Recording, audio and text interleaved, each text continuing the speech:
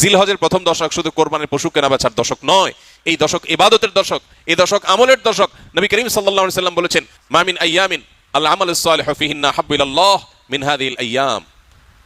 কিলা ইয়া রাসূলুল্লাহ ওয়ালাল জিহাদু ফি সাবিলিল্লাহ? ক্বাল ওয়ালাল জিহাদু ফি সাবিলিল্লাহ। নবীজি সাল্লাল্লাহু আলাইহি সাল্লাম বলেছেন, জিলহজের এই 10 দিন পহেলা জিলহজ থেকে 10 জিলহজ পর্যন্ত এই 10টা দিন নেক আমল করলে আল্লাহর কাছে এর মর্যাদা, মাহাত্ম্য, ফজিলত এত বেশি যে অন্য কোন সময়ের অন্য কোন আমলে আল্লাহ এত খুশি হন না বা আল্লাহর কাছে এত প্রিয় না। এই দশকের ভালো কাজ আল্লাহর কাছে যত বেশি প্রিয়। এই দশক উপলক্ষে আমরা 10টি কাজ করব। জিলহজের প্রথম 10টি দিন এবং এই 10টি রাত রমজানের পরে ইবাদতের সবচাইতে গুরুত্বপূর্ণ, তাৎপর্যপূর্ণ, ফজিলতপূর্ণ দশক এবং মৌসুম। জিলহজের প্রথম দশকের যত গুরুত্ব কোরআন হাদিসে এবং সালাফে সালেহিনের আমলের মধ্যে বর্ণিত হয়েছে, আমাদের সমাজে এই 10টা দিনের ইবাদতের ব্যাপারে মানুষের অবহেলা যেন ততটাই চরমে। ইসলাম জিলহজের প্রথম 10 দিনের যত গুরুত্ব, যত তাৎপর্য বর্ণনা করেছে, এর ছিটে ফোটাও আমাদের সমাজে সচরাচর চোখে পড়ে না। আমরা কোরবানির পশুর হাট কিংবা গরু ছাগলের আনাগোনা দেখে জিলহজ মাস আসছে সেটা টের পাই, অনুভব করতে পারি। অথচ সাহাবা ইকরাম রিদওয়ানুল্লাহি তাআলা আলাইহিম আজমাইন তারা জিলহজের প্রথম 10টি দিন ইবাদতের ব্যাপারে এত বেশি মাশগুল হতেন, এত বেশি রত থাকতেন যে তাদের বাজারে ঘাটে জিলহজের প্রথম দশকের আলামত বোঝা যেত। সাহাবী আবু হুরায়রা রাদিয়াল্লাহু তাআলা আনহু এবং কোন সাহাবী জিলহজের প্রথম দশক এলে বাজারে যেতেন শুধুই তাকবীর পাঠের উদ্দেশ্যে, কোনো কেনা বেচার উদ্দেশ্যে না। উদ্দেশ্য ছিল বাজারে গিয়ে বাজারে দুনিয়াদারিতে মগ্ন মানুষগুলোকে জিলহজের প্রথম দশকের ইবাদতের ব্যাপারে স্মরণ করানো। এই জন্য বাজারে গিয়ে এই দশকে বলতেন, আল্লাহু আকবার, আল্লাহু আকবার, লা ইলাহা ইল্লাল্লাহু, আল্লাহু আকবার, আল্লাহু আকবার ওয়ালিল্লাহিল হামদ। এই যে তাকবীর, তাহমিদ, তাহলিল, আল্লাহর একত্ববাদ, আল্লাহর বড়ত্ব এবং প্রশংসা জ্ঞাপন করা, এটা এই দশকের অন্যতম গুরুত্বপূর্ণ একটা আমল। এই আমল করবার জন্য সাহাবীদের কেউ কেউ বাজারে গিয়ে একটু সরবে বলতেন, যাতে করে তার শুনে শুনে অন্যরাও বলতে পারে।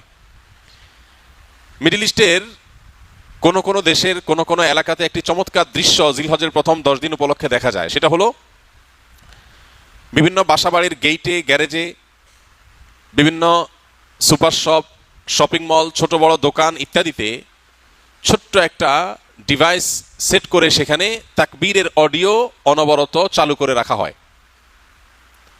মৃদু ভলিউমে হালকা আওয়াজে যে তাকবীরের ধ্বনি চালানো হয়, এটার উদ্দেশ্য পথচারী বা আশপাশ দিয়ে যারা যাবে তাদের জন্য স্মরণ হয় যে এই দশকে নবী আলাইহিস সালাম নির্দেশ করেছেন, ফাকসিরু ফিহিন্না মিনাত তাকবীরি ওয়াত তাহলিলি ওয়াত তাহমিদ।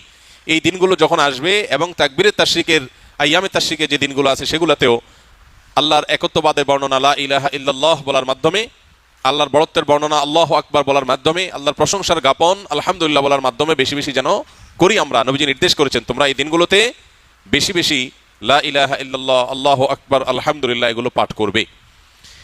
এই জন্য ভাইরা আমার, আমাদের কর্তব্য হলো জিলহজের প্রথম দশকের ইবাদত, এর তাৎপর্য, এর আমল, এর গুরুত্ব, এর মাহাত্ম্য এ সম্পর্কে সমাজে জানাশোনা যেন বাড়ে, সচেতনতা যেন বাড়ে।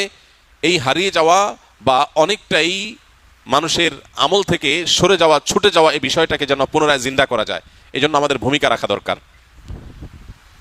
আমরা যদি প্রত্যেকটা মানুষ যার যার জায়গা থেকে সিদ্ধান্ত গ্রহণ করি যে জিলহজের প্রথম দশক উপলক্ষে কোরআন এবং হাদিসের আলোকে যে করণীয়গুলো আছে এগুলো একজন ইমানদার হিসাবে আমি আমল করব, আরও 2-4-5 জন মানুষকে আমি অ্যাওয়্যার করব, সচেতন করব, ইনশাআল্লাহ অনেকটা হারিয়ে যাওয়া এই আমলগুলো নতুন করে পুনরায় জিন্দা হবে, জীবিত হবে। চেষ্টা করা যাবে তো ইনশাআল্লাহ? প্রিয় ভাইরা আমার, আমাদের মধ্যে কেউ যদি বাজারে যায়, চায়ের দোকানে যায় এবং যে একটু যদি জোরে আল্লাহু আকবার, আল্লাহু আকবার, লা ইলাহা ইল্লাল্লাহু, আল্লাহু আকবার, আল্লাহু আকবার ওয়ালিল্লাহিল হামদ, তাকবীর, তাহমিদ, তাহলিল যদি পাঠ করে, কোনো কাজ নাই, কোনো কারণ নাই, চায়ের দোকানের আড্ডার মধ্যে গিয়ে একটু উচ্চস্বরে তাকবীর পাঠ করেছে কেউ, তাহলে সমাজের মানুষ সেটাকে নেগেটিভলি দেখবে, মনে করবে লোকটার মাথায় সমস্যা কিনা, হঠাৎ করে তাকবীর কেন বলল। অর্থাৎ এই পরিমাণ গাফলতিতে আমরা নিমজ্জিত হয়ে গেছি যে আল্লাহর জিকিরটা আমাদের কাছে অস্বাভাবিক আর গাফলতিটা স্বাভাবিক হয়ে গেছে। এই পরিস্থিতি থেকে উম্মতকে বাঁচাবার জন্য আমরা একটু চেষ্টা করতে পারি না ইনশাআল্লাহ?